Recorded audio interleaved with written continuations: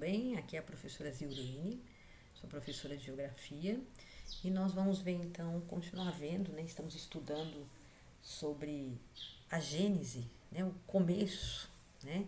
Da, do território, da formação do território brasileiro, em particular as fronteiras, né? Como é que ele se formou, como é que chegou ao que nós temos hoje, aos contornos que nós temos hoje do território brasileiro. Então, para começar, eu gostaria de ver com vocês este mapa Povos Indígenas em 1500. Então, quando Pedro Álvares Cabral chegou ao Brasil, ao que seria o Brasil, né, no futuro, em 1500, ele encontrou esses povos habitando aqui a região. Naturalmente que não se tinha ainda delimitado essas fronteiras, elas só estão aqui para que a gente tivesse uma ideia de quais povos indígenas habitavam essa região. Então, gostaria de citar alguns. Pano, por exemplo, Aruac, Aruac aqui, nessas regiões, eles estão bem espalhados pelo território, né? Por exemplo, Caeté, aqui, né, perto da Bahia, aqui em Tabajara, Tremembé, Tupinambá, Goitacazes, aqui no Rio de Janeiro, aqui na região de São Paulo, aqui, né, a gente tem Tupiniquim aqui no litoral, tem Miminó, Carijó, enfim, se vocês observam, são vários povos indígenas. Quero destacar o Tupi-Guarani, se vocês observarem, ó, é grande a distribuição pelo território, e o G, que são grandes grupos linguísticos, né, e culturais que habitavam essa região. Cada um desses povos tem línguas diferentes, religiões diferentes, costumes diferentes. Eles não são tudo índio, tudo igual, como costuma se acreditar, é tudo índio, é tudo igual. Não, são povos indígenas e esses povos são diferentes. Eles têm sua cultura, eles têm sua forma de cultuar, sua religião, sua língua. Então, quando Pedro Álvares Cabral chega aqui em 1500, ele é esta a distribuição pelo território dos povos indígenas que aqui viviam. Gostaria de olhar então com vocês agora esses 5 mapas aqui, que é da evolução do território brasileiro. Então, eu gostaria que vocês acompanhassem comigo. A primeira data que aparece aqui é 1534, mas antes eu gostaria de falar de duas datas. Primeiro, 1492, eu vou colocar aqui o mapa mundi. Em 1492, então eu queria que vocês vissem aqui, ó, Espanha, tá aqui de amarelinho, Espanha e Portugal, bem na pontinha aqui, rosinha. Esses dois países lançaram-se em busca de novas, eles se tornam estados, né, soberanos, e eles saem em busca aí de novas terras. E eles, Cristóvão Colombo, então, a coroa espanhola manda Cristóvão Colombo, então, para essa empreitada, e ele chega aqui pela primeira vez aqui nessa região aqui, no Caribe, na República Espanhola, onde hoje é o Haiti e a República Dominicana, e ele chega aqui em 1492. Então vejam vocês que ele chega aqui, ó, esses arquipélagos aqui, ó, tá vendo aqui? Ele chega bem aqui. Em 1494, Portugal e Espanha assinam um acordo, que é o famoso Tratado de Tordesilhas. Então, o que era esse acordo? Então, Portugal, Espanha e a Igreja Católica, que tinha um poder político bastante importante. Eles sentam-se à mesa e negociam o seguinte: eles traçam uma linha imaginária, ela passa mais ou menos por aqui, ó. E essa linha imaginária diz o seguinte: o que estiver a leste é de Portugal, o que estiver a oeste é da Espanha. Devemos destacar que eles não tinham ideia do tamanho disso aqui ainda, eles ainda estão vendo o que vai acontecer. Mas, de antemão, eles já fecham um acordo. Então, é o que nós temos aqui, ó, a linha imaginária aqui, ó, mais ou menos aqui. Então, o que era leste era de Portugal, o que era oeste era de Espanha. Precisamos destacar o seguinte, que os vikings, que são povos aqui que habitavam essa região norte aqui da Europa, eles já tinham chegado na Groenlândia por volta do século 9 e 10 depois de Cristo. Eles já tinham chegado até a Groenlândia, já tinham chegado aqui próximo, nos territórios que hoje, por exemplo, é do Canadá, aqui, ó, dos Estados Unidos. Eles chegaram por aqui, eles foram longe. mas só depois, no século XV, é que Cristóvão Colombo, do que se tem registros, notícias, naturalmente, chegou aqui na América, o que a gente chama, né, descoberta da América, mas na realidade ele já tinha noção do que tinha aqui.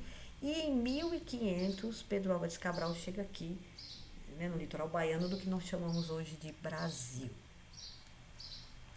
Então, em 1534 é feita essa primeira divisão. Aí, quando em 1534 o rei português, diante desse território imenso, e precisava de muito dinheiro para investir nesse território, o que ele faz? Ele chama os homens ricos de sua corte e oferece a ele, divide aqui as capitanias hereditárias, tá vendo? Ó? As famosas capitanias hereditárias, divide o território nesse sentido, leste a oeste, né? Divide e distribui para esses donatários, que eram homens ricos. Então, eles tinham a tarefa de fazer prosperar esse lugar, enfim, fazer com que prosperasse, ganhassem dinheiro aqui, e parte desse dinheiro eles davam para a coroa e o restante era deles. Então, é a primeira vez então que se faz um contorno de um território, começa a se pensar no território, nessas terras que no futuro chamaria, né, que no futuro seria isso, o Brasil. Passando 2 séculos, mais de 2 séculos, né? 1789, lá no século XVIII, então, nós já temos uma outra configuração. É preciso destacar que Portugal não respeitou o tratado e ele passou da linha.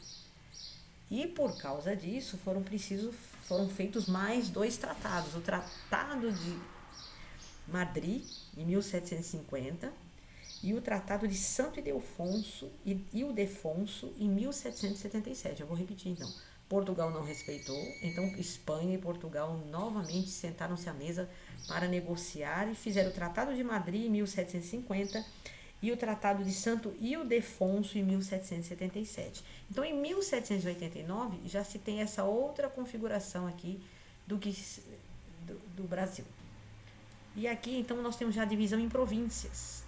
A província do Grão-Pará, a província do Maranhão, a província do Pernambuco, Bahia, ó, a província, Minas Gerais, olha aqui São Paulo, aqui, ó. Tá vendo aqui São Paulo?